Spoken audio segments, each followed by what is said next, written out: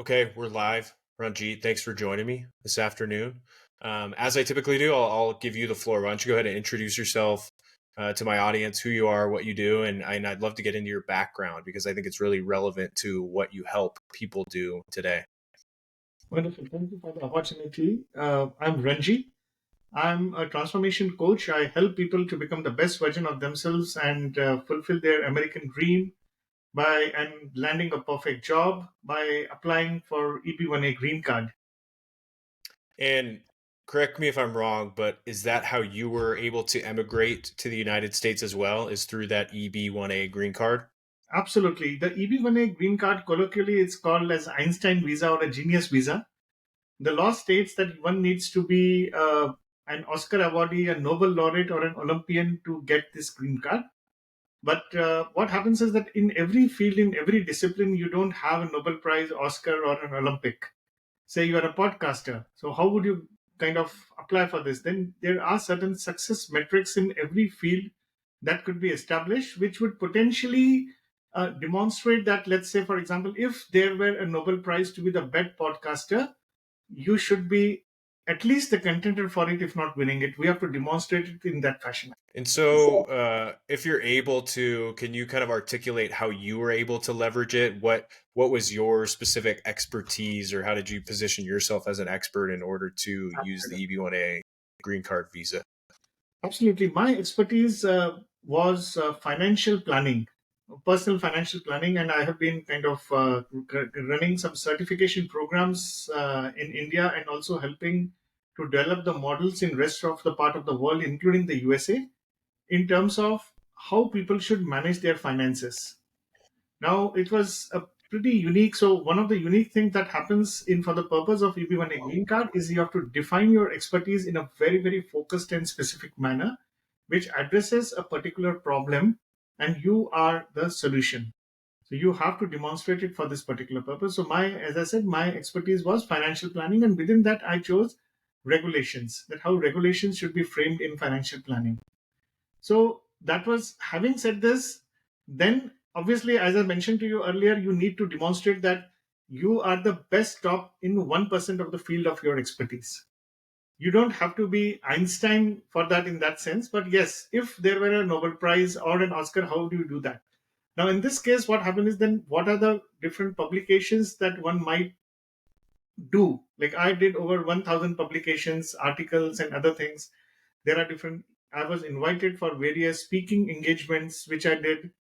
Then there were a lot of other success metrics that I played a very critical role for the organization. There are certain prescribed kind of a criteria which you could leverage to demonstrate your expertise that you are the best in the field, in the given field actually. And if you are able to articulate that in form of correct evidences, that really works for you.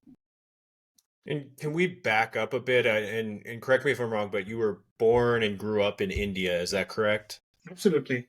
And so, how did you discover this opportunity to articulate your expertise in financial planning that allowed you to immigrate to the United States? I mean, how did you stumble upon this? I'm just curious. Oh, you see, there are essentially what happens is normally to come to a green card, there are three segments of people who could apply from anywhere in the world. One is that you need to be related to either your parents should be born here or they should be a US citizens. You should have brother sister who is a US citizen, uh, or you should have a employer who could sponsor you, or potentially you should be able to invest $1 million. Now, that's a traditional route that happens, but while I was googling, kind of thing that okay, what is there any other option more than the USA? What I saw was a lot of other countries like Australia or China, UK, Germany. They had a talent visas which allowed people who were internationally acclaimed and experts in their field to come to their respective countries. And I started looking for something that should exist like this for United States as well. And while I was doing that, I said, okay, there was something like, I don't have a sponsor. How can I come to USA? The most of the Google, if you do that, it came to that, okay, you need to invest $1 million. And we did not. So, okay, I don't have $1 million to, I mean, no, I can't spend. If I have $1 million, I would not go anywhere actually. So I'm happy with what I am doing. So the next best option was to kind of articulate things in a manner that, okay, without $1 million, what are the options? Then it gave only two options that, okay, you should be married to a US citizen, or, you know, you do something called as EB1A green card. Then I said, okay, fine. Marriage, I was already married with two kids, so marriage is not possible. So, okay, so I said, okay, let's look at EB1A green card. And I started looking at EB1A green card, and that explored the possibility, and then kind of the doors started opening. And what was the timing of this? How long have you been in the United States? Oh, I've been over 5 years. Now I hold a US passport. I think straight sitting in India, I applied, I got it in 7 days, and now I'm helping more people to kind of use this route to utilize the opportunity to immigrate to United States and become US lawful permanent residents. Got it. And okay, so just to recap for anybody listening out there that is living in India or whatever country they're living in, if you want to come to the United States and obtain a green card, one, you can marry a United States citizen. Two, you can get a company to sponsor you. Three, you can invest $1 million or the EB1A. Are those really the four options, or are there other options as well? Absolutely, these are typically the four options. Obviously, there are other options the United States offers you. I mean, it could be religious leader, but that would be outside the scope of I think your discussion. So prima facie, these are the three fundamental options: relatives, jobs, or investment. And when you're putting, or when you put together your case, or anybody does for a EB1A green card, who are you proposing this to? Is it a specific department within the United States federal government? Who are you communicating with, and how long does the process typically take? Okay. This basically you are kind of, this comes as an internal affair. So you would essentially communicate with Department of Homeland Security, and within the Department of Homeland Security, you would have a department called United States Immigration and Naturalization Services, which is called USCIS in short. So basically, you would be approaching them to kind of you know applying for EB1A green card.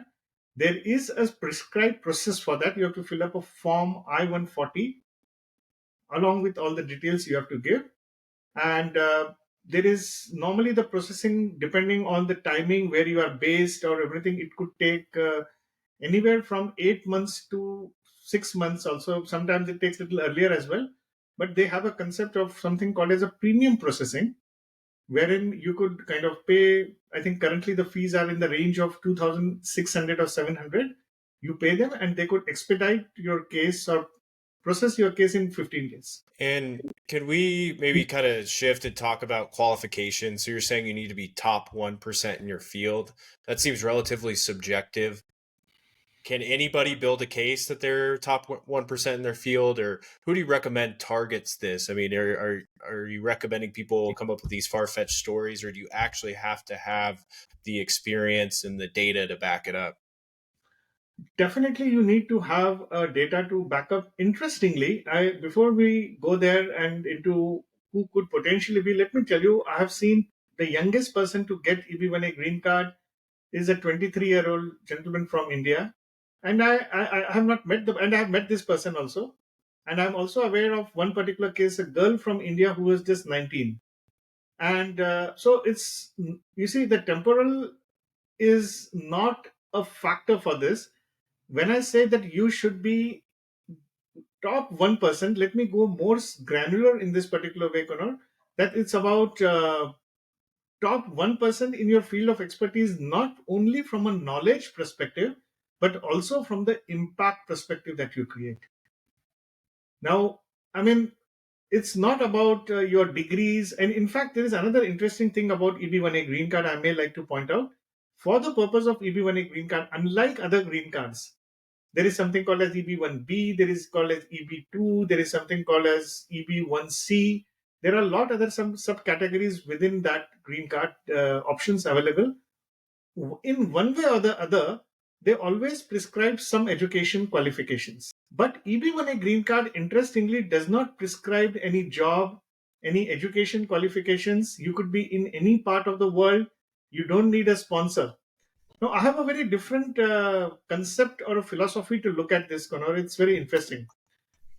When the green cards, when the EB1A requirements say that you should not have a job or need not have a degree, you don't need a sponsor, or you did not have any wealth or investment, the real asset test is what are you without your degrees?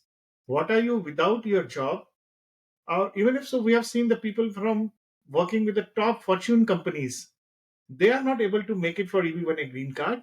But what we have also seen is people, even with no formal qualifications, have been able to aspire and get this EB1A green card. And US has welcomed them for this particular purpose. So, yeah, I think it's interesting. It just seems really subjective. How do you know? I mean, are you just putting together this case and this story, and then there's a panel? Yes, this person gets it. This person doesn't. And so, if you go through all this process of compiling your story and making this case, is there a good chance that your green card is denied?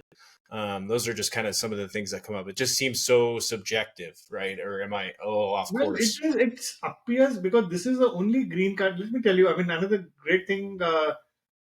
If you look at other green cards, it's very objective. Oh, I do. If you have a master's, if you have 10 years of work experience, okay, you can get for EB2 green cards. You have a sponsor. Everything is can be done in a very organized manner. For this particular green card, it allows you to define your success metrics and the impact factor. Because the Department of, I mean, Homeland Security or DHS or the law which has kind of made this particular green card, warrants that you it to allow you, give you the privilege. For example, if you are applying as a podcaster, let's say that.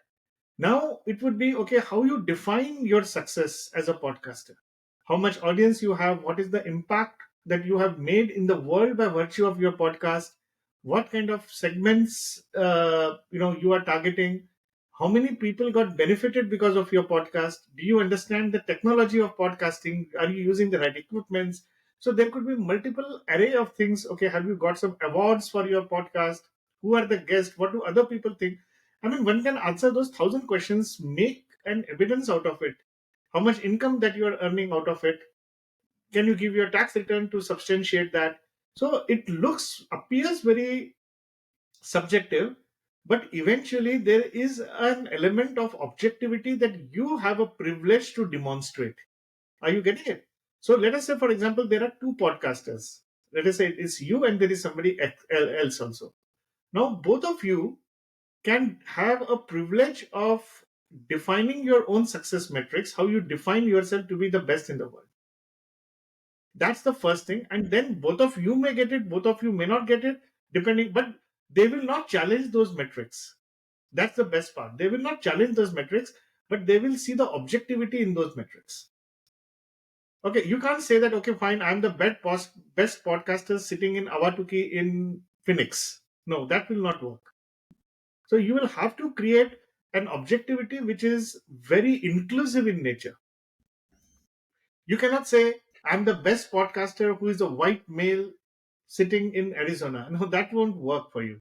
So you narrow down your objectivity to an extent which is only you fit in. That does not mean. I mean, I think the best test for this is that, you have to define your expertise in a very calibrated manner. That's the first and foremost thing I tell people. Mm-hmm. And if you do that, what's the next step? Or you do that and your chances are relatively high of being approved, or no? Okay, you see, a typical EB1A petition, that we call it a petition, actually, a lawyer prepares, kind of does that, runs into approximately at least 2,000 pages in terms Wow. of all your evidences, in terms of, so for example, it's very simple. So for example, you say that your expertise has helped you earn X amount of dollars. Now you will have to give an evidence of all the things put together. That may include your tax returns and other aspects, testimonials from other people, also recommendation letters or expert opinions, as we call it. Now, let's say, for example, as a podcaster, you kind of you get a recommendation letter from, let's say, Tony Robbins. I'm just making this up. Let's say Mm-hmm. Tony Robbins says, "Oh, Connor is one of the best podcasters. I have had a privilege of being on his podcast, and it really has been very inspiring." Definitely, that adds to your credibility. Now, when you gather these kind of evidences, expert opinions, testimonials, tax returns, everything, I think that is very, very helpful for USCIS to kind of look at you in a very positive manner. So you have to give a kind of communicate uh, a very positive vibe about yourself and your expertise and how you have been impacting the world and how US will benefit out of it for you. That's also equally important. So, I mean, this seems like no light undertaking. If you yourself have to put together 2,000 pages of evidence, I mean, how do you even begin? That seems like that would take a year in and of itself. So, again, maybe back to your experience, is that what it took you to do it? Is all your expertise and then a year compiling all of it and then proposing it and then another year of waiting and then approval, or what could people expect? Okay. You see, initially when I started off, it was very daunting for me. Actually, let me be very honest. I did not know where to start. I mean, what is USCIS looking for? But it took me almost 2 years to kind of study everything about the whole concept of EB1A green card. If today what knowledge that I have, which I'm giving it to all my students, if I had that information, I could have applied in less than 6 months to 8 months, if not less, which took me 2 years to do that. So that really kind of helped me a lot in very practical sense. Now, what I did was I kind of studied everything. When I say I had to make it a 2 year of study, the basic understanding was how to define my expertise, which my many of my students are doing this in 1 month to 45 days. It took me 6 months to define that. How to define my expertise, the core expertise that will benefit and resonate with the USA. The second was in terms of understanding the whole jurisprudence, as we call it, EB1A jurisprudence, what USCIS is looking for. It is not just, you can't be, for example, the best Excel user in the world. Even if Bill Gates were to give you a letter, that is not going to be sufficient because that is no expertise. This is only a skill, actually. So you need to be at a knowledge spectrum. You cannot be at a skill spectrum. Fundamentally, I mean, that's the idea behind it. Now, once you are at a knowledge spectrum, then okay, what is the impact that you are creating in the world, and that US government should look for. So that is called EB1A jurisprudence. In terms of why, in terms of the US constitution, the concept of US, this whole EB1A was created. It's not about you trying to fit into the criterias or trying to fit yourself for this EB1A green card. It's about you having created a successful and persuasive story about yourself that could be an inspiration for millions to follow, and that for which the US will benefit.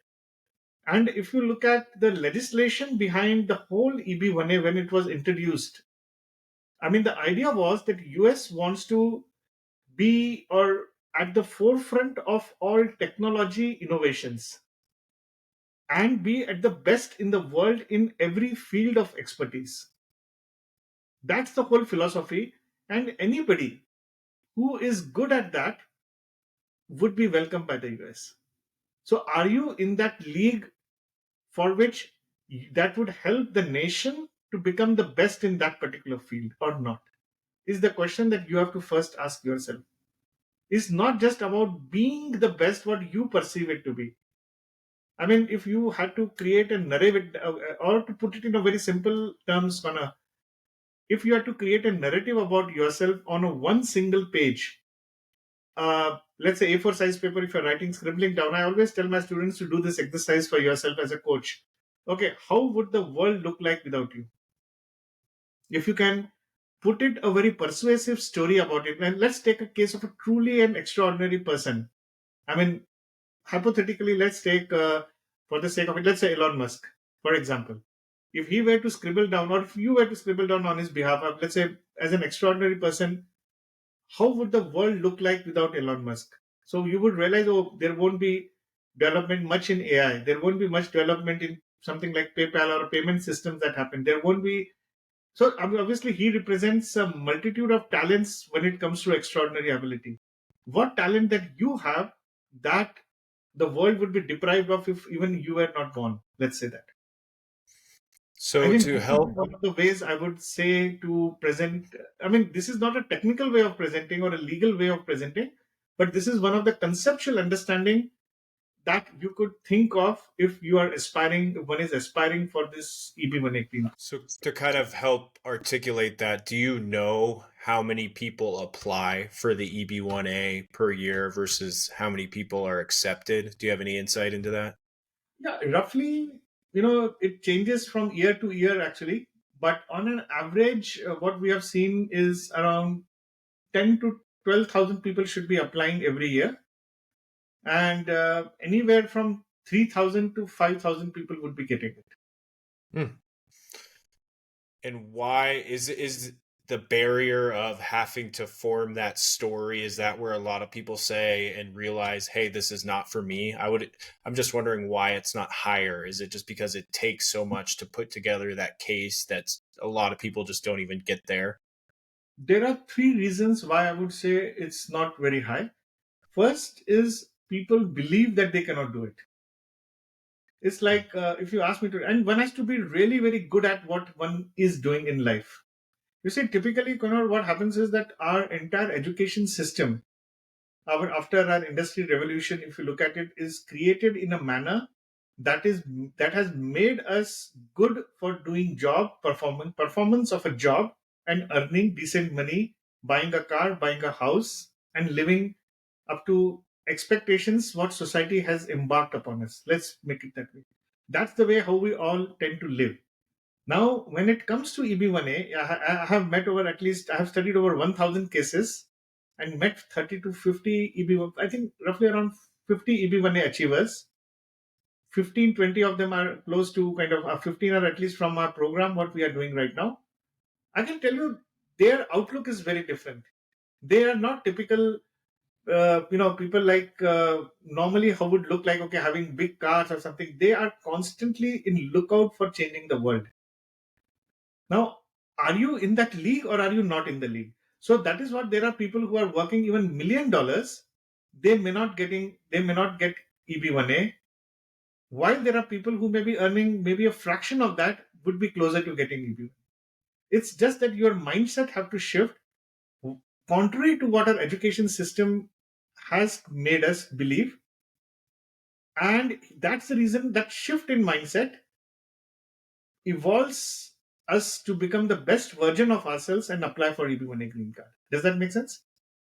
Yeah, that makes sense. So I'm curious of for your program specifically, or how you choose which people to work with and what your screening process is, or how do you determine that someone reaches out to you and they fit into that category of wanting to change the world or being a good candidate? And also maybe you could speak to the number of people that reach out to you and the number of people you have to turn away because you say, oh no, you don't fit the criteria.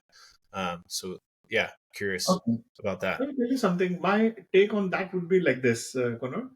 Well, I'm a transformation coach. Okay. My job is to help you that, okay, fine, you have a particular goal. I will try to help you achieve that by changing your mindset, by making you believe that you can do it and helping you do that, achieve that. So let's make it very simple. But yes, you need to be at a certain threshold to start working with me. It's like this, can you and me climb up Mount Everest? Absolutely. We can do it. I mean, there is no problem. One of the biggest motivations, so my coaching is not necessarily about navigating through the immigration system. It's essentially first about you becoming the best version of yourself. The green card becomes a milestone in your journey. So my job is to put you on a success path, and people should be wanting to become into that success path first. It's not you trying to fit into the criterias or kind of an elements, but trying to create such a strong persuasive story about you wherein the criteria should screen to fit about into you. That's the first thing. Now let's take a case of somebody trying to climb Mount Everest. There has to be some burning passion to become the best version. Maybe the green card becomes a motivator for them to kind of push themselves to a higher level what they are currently. Otherwise, we all do jobs, we earn well, we marry, we have children, we grow old, we get bonuses, we buy cars, we buy a house, and we live life like that. That's the way typical. Now, typically, if you, I mean, they call it as extraordinary ability green card. That's called EB1A is called. I tell people that, okay, fine, don't just look at it as an extraordinary ability green card. Look at this as an extraordinary opportunity for yourself. Now, if you look at from that perspective, you don't, you asked me a question before that. Oh, I mean, why there are less number of people to kind of applying for this because they feel, oh, you need to be a celebrity for this. Einstein was there. There are a lot of celebrities who have applied for this particular green card and they have got it. So I always tell people that you don't have to be a celebrity, but your work has to be celebrity. I always tell people that it's not about you being extraordinary. It's about you doing ordinary things in an extraordinary way. So there are a lot of, kind of elements that go into this. When somebody approaches us, I basically need somebody to have that killer instinct and the drive to succeed in life and to become the best version. You give me a person possibly who has 5 to 7 years of experience, if not less. Preferably somebody is already in the USA, because on a work visa, somebody who has made certain success in life, has tasted success and failures both put together, is ready to put in, say, cumulatively 500 to 1,000 hours over a period. I think we can sharpen the saw for that person actually. So it's about only you putting in the efforts, doing something every day, doing something better every day, and then doing something more every day in life. Successful people, extraordinary people, if you truly look at it, how do they spend their times? They spend their focus only on their expertise. You can't imagine Elon Musk watching Netflix series. You can't imagine, Sundar Pichai or any, CEOs wasting their time on Amazon Prime. I mean, you have to be available to the world. Your expertise, your world is waiting for you. If you get into that mindset that your existence or your purpose in your life to do something for others, success, I think that's the quality of being an extraordinary. And if you get into that mindset, I think the EB1A green card will naturally follow you. Actually, you don't have to kind of chase it in that sense. I hope that answers your. So if I get somebody who is waiting, so I have seen 20. The youngest person from the program to get EB1A green card has been 28-year-old, and the oldest person from the program to get EB1A has been a 50-year-old lady from India. Are you able to, at a high level, tell their stories? Maybe not identify them specifically, but Absolutely. they were doing this work, and that this is a good example of someone that was able to put in the work and qualify for that green card. Absolutely. I'm more than happy to share with you. There's a lady from India who was a public relation expert running, running a mid-sized business. Approximately, I've told you the age, 50-year-old wanting a burning desire, who felt that, India was not giving her the opportunities the way it ought to possibly could have given, and wants to start some business in the USA. Started focusing. So I have a 4-step process. I call it a done process, DONE. It's a first step is you try to define your expertise. Just being a PR expert or a public relation expert is not sufficient. So, I always said that, okay, fine, let's define your expertise for a small businesses, public relations for that. So this was something which was very interesting here. Second was that, okay, how you define success metrics in your field. It could be getting some awards, getting some, you know, memberships in some prestigious organizations.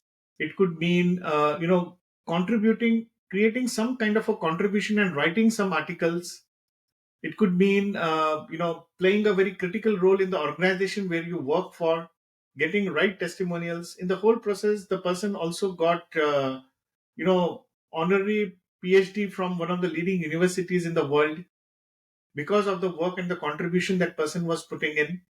uh, got into the featured in Forbes also in the whole process.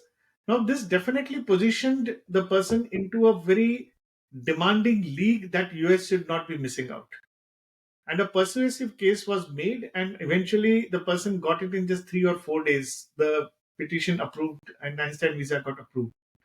Now, there is another person, just a 28-year-old, working with one of the leading, I would say, logistics company, in delivery.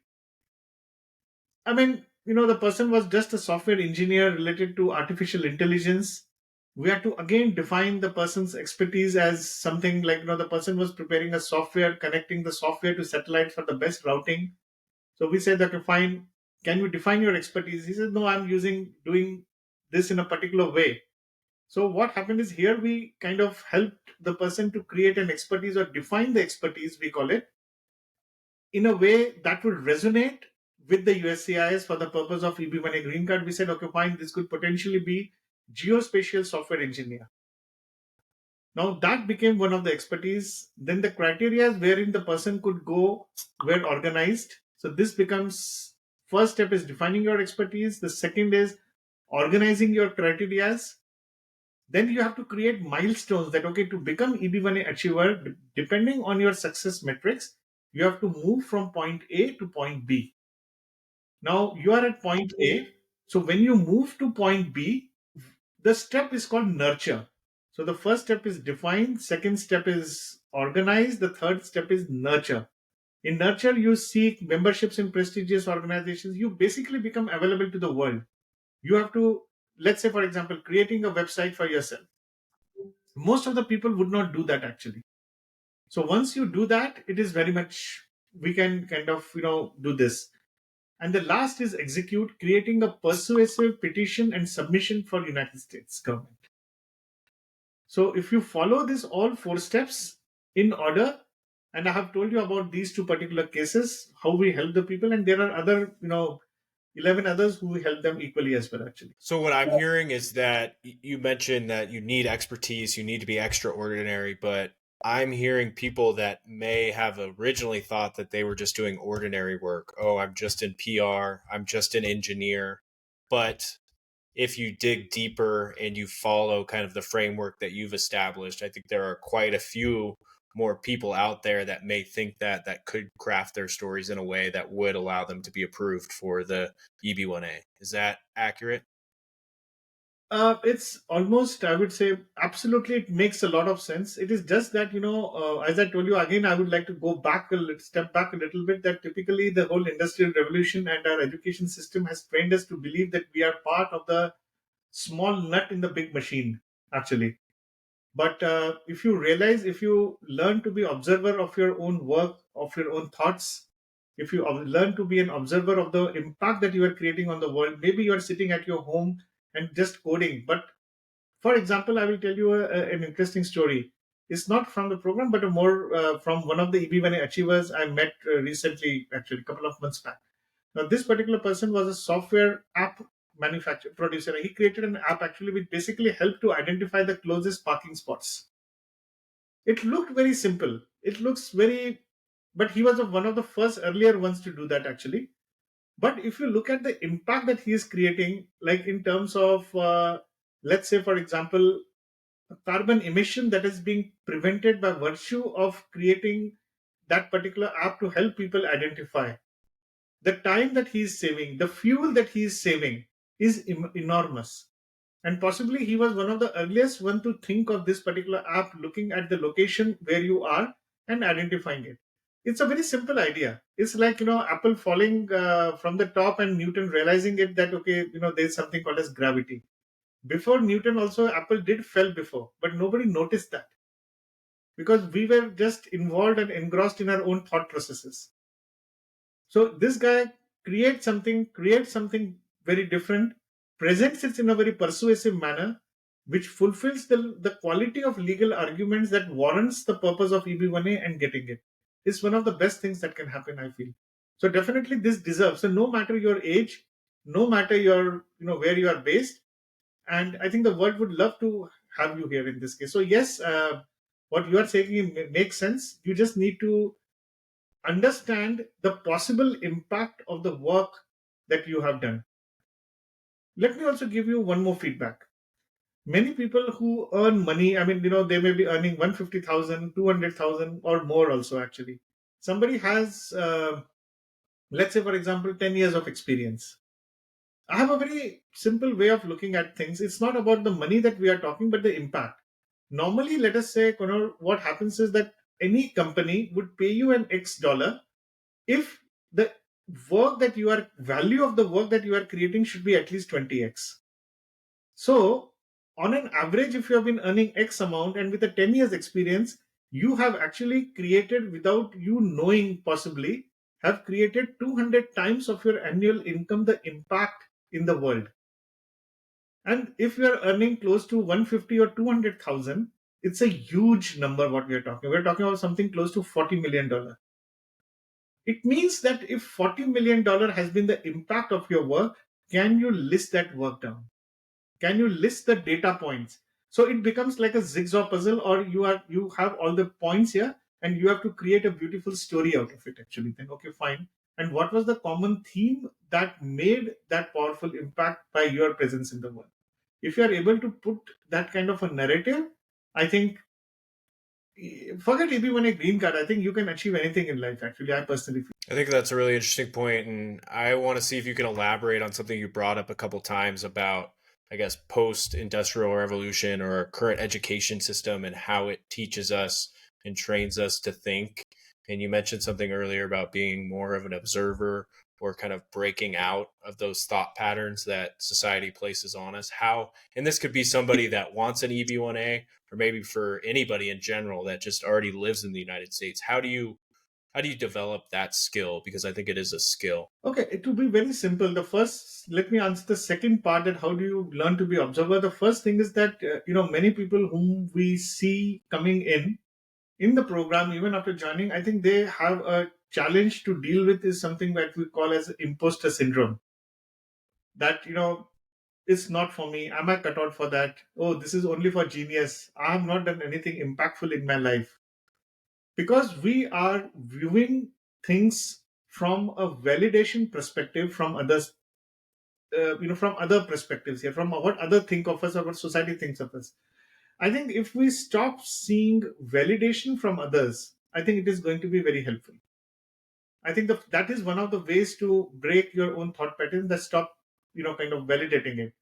Now, typically, if you look at the best universities in the world, or the best, you know, universities, best colleges, I think one of the ways that people love to evaluate these institutions, and they are very great institutions, let me tell you, because many of the people who have come to this Next League program are from Ivy Leagues, they have been from best universities, they're working with the top global corporations. But I think that typically they do have a mindset that, well, this is not cut out for them, because even the education system at these universities is conducive. Let me use the word conducive, not to create an impact factor, but how to get good jobs and you serve those global corporations. So finally, even if you look at, without naming any institution or without prejudice, let's say you call out XYZ institution, which is an Ivy League.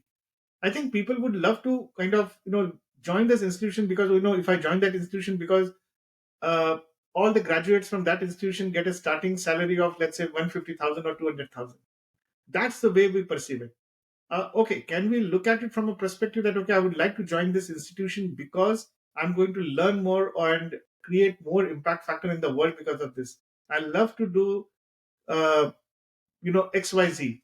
The best true extraordinary people in the world, Connor, have not come out from these universities necessarily. The best Nobel laureates, the best writers in the world are not from here. They are self trained, self acclaimed. Now, if you can have that kind of a mindset, and how to do that is to, I have a very simple formula for this, and which I kind of follow this religiously every day, and I have to remind myself each day. And I tell it to my students also, not to kind of embark on a path uh, on seeking validation by others in any manner. Especially, it is your success in your story. And I can promise you one thing, that after meeting and studying over 1,000 cases for EB1A and meeting at least 40 to 50 EB1A achievers, these all EB1A achievers, or any achiever or any truly an extraordinary individual, what I have seen, does not necessarily uh, put themselves into other people's framework of defining success. They have their own parameters and their own metrics for success. Now, you asked me an earlier question that, okay, as a podcaster, if I have to apply, is it objective, is it subjective? And it all starts from there and ends from there. That can you have your own success metrics and stick to that? If you are able to do that, I think, and if you develop that mindset, I personally feel that this mindset should be taught to children at a very young age. And if you are able to kind of train, and this is where our whole industrial revolution and other first question that you asked me stems from, that there is a two classes that got developed after industrial revolution. One was workers and one were owners. There is no third class or third segment category which existed, that people who kind of impact the world actually, people who are truly extraordinary on there and who create different success models for others to follow. So either you have to mentally, when you're born and still you go to school, you are tend to believe that you have to be either in these two people who kind of control things and people who do things. People who create pave way a model for others does not exist. So I think I personally, as a transformation coach, I believe if that were the path to be followed, I think EB1A or other things, whatever success that you want to achieve, will naturally follow you. I hope that answers your question, Connor. Yeah, I think it does. And do you have a name for that kind of third class? Is it a visionary? Is it a something like that, or how do you more I let me define tell it a you, little more? I'm averse to giving a name or anything to this particular class because the let's call it only. I think we have a very simple word and related to EB1, it's extraordinary. People who are truly extraordinary in their own right, they are not. Again, we are trying to validate ourselves into themselves or them, which they would not like. A truly extraordinary person would not call himself extraordinary. He would just doing ordinary things in extraordinary. They would still not call them a visionary. Would Elon Musk call himself a visionary? Would the great actors, would Einstein call himself a visionary? Never. Let's understand those points. So I think again we are committing a basic mistake, fundamental mistake of creating classifications here.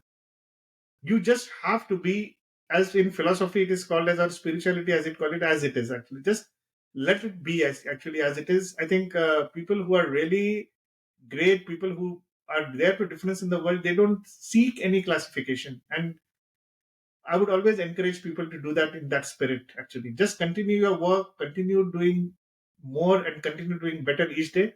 This will automatically will lead you towards your excellence. And that excellence will offer you anything what you want to achieve. Where in this particular case, I'm trying to help people to become the best version for EB1A green card, where EB1A becomes a kind of a natural flow for you as a milestone. So I think that's kind of an important distinction. Are you saying that anybody has the potential to be extraordinary, or is it something you're born with, and maybe you can tell because of the people that you meet? Maybe you just say, hey, he has it or she has it, and this other person doesn't. Or is it simply something, like you said, that you progress towards throughout your life and career? Okay. I would like to answer this question in a two dimension, two particular perspectives. From a perspective of as a coach, I would say, as an educationist, I have always considered myself to be a coach and educationist. I would always believe that anybody can achieve anything in life. It is a matter of right mindset to do that. I mean, I don't see anybody. If you want to learn to climb Mount Everest, people who have been unfortunately handicaps. They have even climbed Mount Everest. Let's understand. So it's not something people have with morbid disease, like high weight, or somebody went from 350 kilograms have reduced themselves to 80 kgs or something like this. It has been there are a lot of success stories across the globe for doing anything if you want to achieve. So, and people have no talent is born actually. Of course, we are not talking of prodigies or somebody who is really born with genius. We are not talking about that. But there are really truly extraordinary stories are somebody, people who have worked hard towards it. So from that perspective, I would definitely say that, anybody can achieve it. But from perspective of next league program which we are conducting, there is definitely a certain level of threshold we would expect people to have. Because if somebody, I mean, just I'm taking hypothetical numbers, it's not an absolute. Let's say, for example, to apply for EB1A green card, you need to be in your field, let us say 9 out of 10. Let's say that. Uh, and if you are at 6 or 7, I can possibly help somebody. If somebody is at 4, it is not that one cannot become, it is just that the program may not equip. For example, we cannot unless there is an exception here, because there is always an exception to any rule. We cannot help students because they don't have a success metrics or impact that they would have demonstrated where we can weave a story about it, a narrative. You see, currently have a bandwidth to conduct a 6-month program. So from that perspective, it's not a 2-year program or a 5-year program that I'm conducting right now. People already come with certain success stories, which my ability or my knack would be to kind of weave some success story about it, put some other elements to it, and help that person to create a narrative that would help to achieve EB1A actually. So you're basically saying that there's a threshold and anybody can meet it, but some people may be closer to it than others. And for some people, you may say, hey, you have 3 more years of work meeting XYZ and then come back and talk to me. Absolutely. But if one is aspiring for that, you see, let's look at the other way around also. When it comes to EB1A green card, and I'm typically talking from people from India and China, the wait period is roughly 25 years to 30 years or more also. So now these are the two kind of time frames that people are otherwise. EB1A can give you in, if not few months, in 1 or 2 years. So definitely it is worth the try. So EB1A becomes a good motivator to kind of push yourself to the edge, widen your horizons in excellence, and apply for EB1A green card. So from that perspective, I think yes, it makes sense for somebody to put in effort sincerely, because you can at least truncate your card. It's not from an esoteric or a philosophical perspective, oh, I want to become a best version of myself and then do something.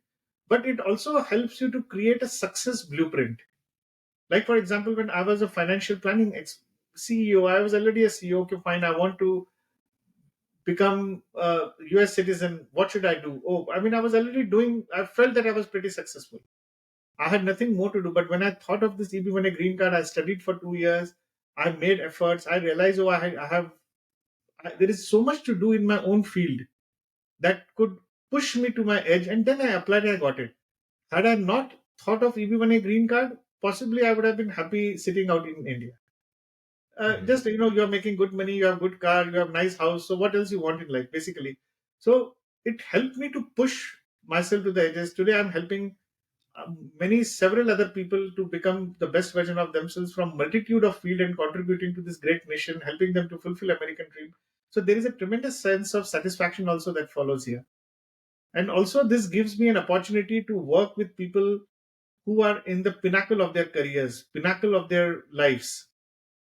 So this is also another great opportunity which I take upon myself to kind of help these guys actually. And we haven't touched on this yet, but I'm curious why you chose the United States and why others should explore the United States and the EB1A visa specifically. You mentioned it a bit earlier. You looked into different. Why the United States?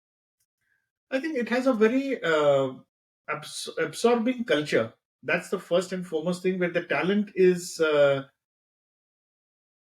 requested. Talent is sought. You see, again, let's look at it from a perspective of this EB1A is called Einstein visa because Einstein, it's a colloquially called, as I told you. But US possibly was the first country where in its constitution it is imbibed consistently that it wants to become have a kind of a, you know, the best in every field of endeavor that it does actually. That's the imbibe. So the whole concept of EB1A comes from there. Now, why USA? Because it wants to become the best. So it is not that USA is best for everybody. Let's be clear about it. The USA is good for the people who want to shine and do the best for themselves. Mm-hmm. If you just want to, if you are in India and if you are a driver and if you want to drive again a car here, this may not be the best place to be in. I hope you appreciate. There is nothing. There is no difference in driving anywhere else, whether in India or any part of the world.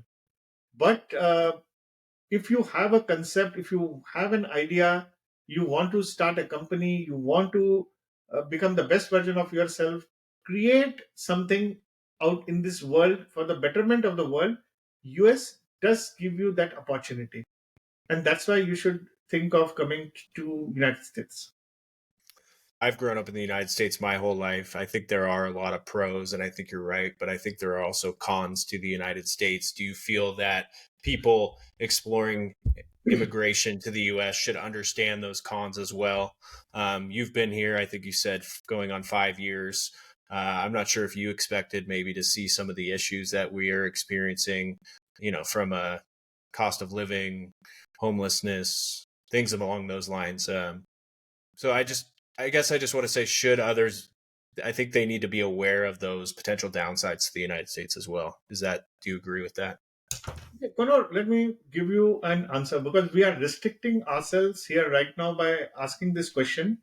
while we are talking about a concept of nationhood and pros and cons, we are also limiting ourselves to one particular nation. Let's also understand that in India, for example, any Indian, if he even takes a US citizenship, like me, what I have done, allows you to have something called as OCI, which is called Overseas Citizen of India. Is you have to apply. It's a more from a. It's like technically not a dual citizenship, but it's like that. Actually, it's more like a overseas citizen of India. Now, I think for talented individuals, nationhood, the world has started recognizing that nationhood is not a barrier for talented individuals. Today, for example, as an EB1A achiever and a citizen of United States and being an OCI card holder, let me tell you, it is allowing me to be in any part of the world, including India. I can buy property in India. I can, stay in India. I can start business in India. You know, I can I'm running a business in the United States. I can property. So those, I think, barriers are diminishing day by day as we are society, as we are evolving, and as nations we are evolving actually. So I won't even talk about the challenges and the problem, because you can be, if you don't like, because I know people who stay in winters in India and summers they come back to the USA. When it is too, if you are in New Jersey and you find that you cannot deal with the cold out there, or in Denver you can't deal out with the cold, you go back to your hometown in India during that time. People have two homes. People have, so I won't even talk about the problems and whatever objections that people might like to say. It's just we have beautiful options available everywhere around, and for talented individuals, the world is an oasis, and I think it's non-issue for me actually. Yeah, and so I think part of what you're getting at is going back to again crafting your story, your expertise, building the best version of yourself, and you shouldn't concern yourself with those other things if you are truly trying to make yourself better and do good in the world. Absolutely. There is a phrase in Sanskrit, we call it as Vasudeva Kutumbakam. It means that the world is one family. And that originated from India. So it is not about India. So the world, historically, 5,000 years back, this word was coined actually.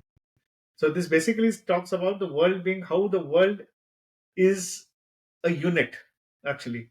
And for talented individuals, this definitely serves as a great unit. So I would just, kind of leave it at that. And so maybe just to kind of wrap this up a bit, do you looking out into the future, do you expect that to increase kind of the opportunities globally for talented individuals, or are we at a place where it's kind of peaked and you see nations more retreating inward? What is your sense for the future? I think what I look at it is that there is going to be a good dearth of talent. Every country is going to get more aggressive to get talented personnel, attract and create a best environment for them actually. And US is leaving no stone unturned. I can sense that.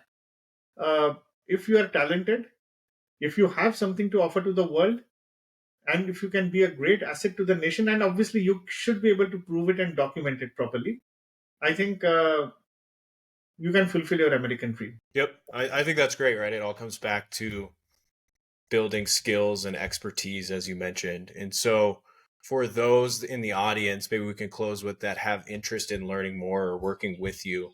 How can they reach out to you and how does it work, right? Because it seems as though you're very involved with each person that you work with. So, I would imagine you need to manage the volume of people that you're working with. Okay, now just talking about the program, we have three tracks in the program. One is a one-on-one with me. The second, we have group interactions where we even call experts like immigration attorneys. We invite other EB1A achievers, and we call even certain technical experts who can help you. And we have a tremendous amount of learning resources which is curated for the purpose of your EB1A. So bandwidth is not an issue. The issue is of how much effort that you are able to kind of put in. If somebody wants to reach me, I have a LinkedIn profile. One is welcome to reach out, connect me through that. And second option is we have our website called nextleagueprogram.com. One could reach out through that as well. Very nice. Well, Ranjeet, I think we'll end here. I appreciate you taking the time. I learned a lot. I think you're providing a great service to people around the world and to those that want to move to the United States. So I, as a U.S. citizen, certainly learned a lot. Thought it was very interesting. So thank you for taking the time. Thank you, Connor. It was a great opportunity, and thank you for everything.